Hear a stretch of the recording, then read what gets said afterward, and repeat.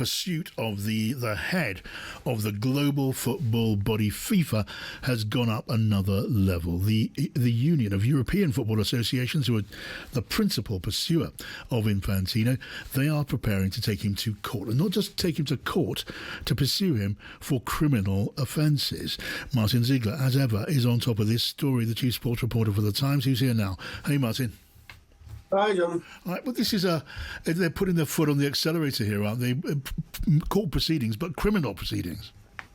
Yes, so in looking at what the court document filed in the USA is that they're preparing criminal proceedings in Switzerland.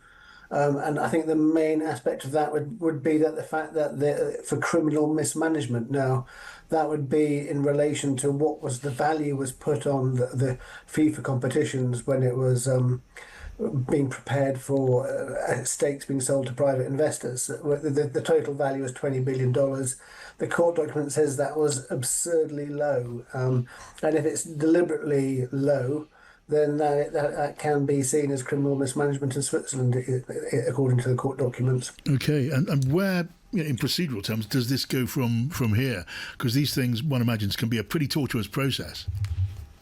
Yeah, there certainly won't be any quick outcome to this legal case.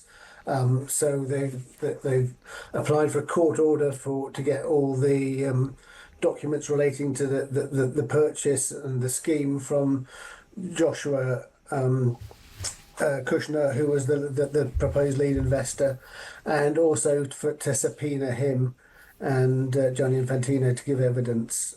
So that has to be gone through. This would all take months and months, if not years. So I think we'll see an outcome before that politically. But I think it just adds to the pressure and that UEFA is trying to bring to bear on Infantino's position. So this is essentially part of the tactical struggle that's going on now. The UEFA, and with a good deal of support from other football players, some high-profile players of the game and others in other parts of the world. This is really about putting so much pressure on Infantino that he just realises the game is up. I think that's you're quite right, John. I think that must be the main aim of this. I don't think they're going to think they're going to get a sort of criminal outcome in the Swiss courts. I mean, if we look back to the ones that were brought against Sepp Blatter, I think that lasted 7 years actually in total. So I mean, we're talking 7 months or just over until the FIFA presidential election. Yeah, and if we are talking about Sepp Blatter, the former president of FIFA, who was up to all sorts of dodgy stuff, to put it that way, he never actually faced criminal sanctions, did he? No, he was charged with them in the Swiss court, but similar kind of charges to these, but he was cleared of them. There was nothing. I think it was criminal mismanagement, but there wasn't any suggestion of undervaluing. It was there was more complicated things about a payment made to Michel Platini. So this is a sort of new territory really for the UEFA's lawyers. But I think it's quite remarkable in a way that it just shows the gulf and the split now between the governing bodies, and how can football possibly go on like this? No, you would imagine not, and you would certainly hope not. Martin Ziegler, chief sports reporter for the Times, always ahead on this story. Thank you, Martin. European football's governing body, Uefa, is preparing to bring criminal claims against the disgraced FIFA president Gianni Infantino. Infantino was found at the centre of a global scandal. That's after it was revealed he attempted to sell future World Cup profits to private investors. The 56-page complaint filing submitted by UEFA's lawyers allege criminal mismanagement by Infantino, offences which can carry a prison sentence of up to 3 years.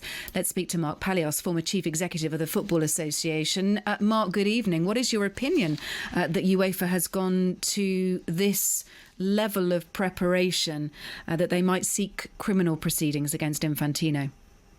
Good evening, Kate. Well, I think it's just another few steps in the dance that we've seen. I think most people who are FIFA watchers had predicted that Infantino would seek to stay in place. He wouldn't answer the question that should be asked by himself, which is, is it better for the game that I actually remove myself and stop this sort of civil war that's going on within FIFA itself? Well, the clear answer to that is no. He decided he wanted to stay on, he wanted to chance his hand, and his tactics would be to take the steam out of this and then work around the various sort of federations that he feels he could pull in to get over the 106 votes thing, which will happen if he sticks around, which will happen in the autumn.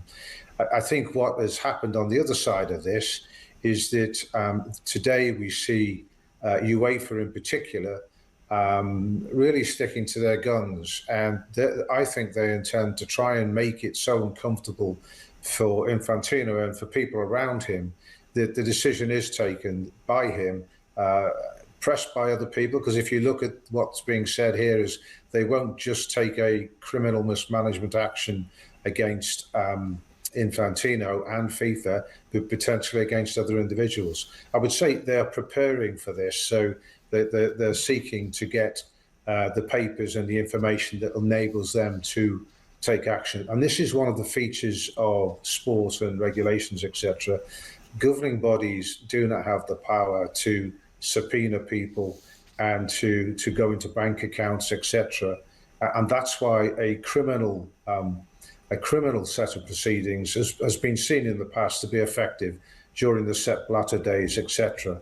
And so I think they've taken this action to force the hand of Infantino's supporters, but it is another step in the dance. Yeah, earlier this month, UEFA's lawyers named 15 FIFA executives, including Infantino, and basically put the order in place that they should maintain all materials in their possession relating to this proposal. The criminal mismanagement relates to an absurdly low figure for a stake in FIFA's tournaments. Do you think UEFA will be able to topple Gianni Infantino? Can the European football governing body topple the president of the world body? I think they can. I think the strongest card they have is to, of course, boycott the World Cup, and the Women's World Cup is coming up soon, so we'll see the strength of that particular card. I think they've just lifted their boycott, haven't they? So that is something that they've put to one side for now. Yeah, well, it may be that what I was going to go on to say is that the prevailing sort of context within FIFA has always been the Europeans are the ones that run it and so forth. So they may have decided that politically they take that back, and then they go down the route of this criminal action, which will then be something that Infantino supporters have to look at with some sort of seriousness. I think the issue is, and it has been the issue all along, is that to actually get into a position whereby Infantino will go, they have to find a credible candidate. And I'm sure there's been lots of work that's being done on that at this point in time to get a credible candidate who can convince people. He's not only credible in terms of bringing with him changes in terms of governance, and today they did actually list out the types of things that they were seeking to achieve, but also will be somebody who is more of a unification candidate and not just a stooge of the Europeans. Yeah. Look, there is much reform to do within FIFA as well, and big questions remain, even if you do have a new president. Do they fall into old habits? Is that what's happened to Infantino, or was he part of the problem all along? Yeah, we'll keep a close eye on it. As ever, Mark, really good to speak to you. Thank you. Mark Palios, former Chief Executive of the Football Association. Good to speak to you.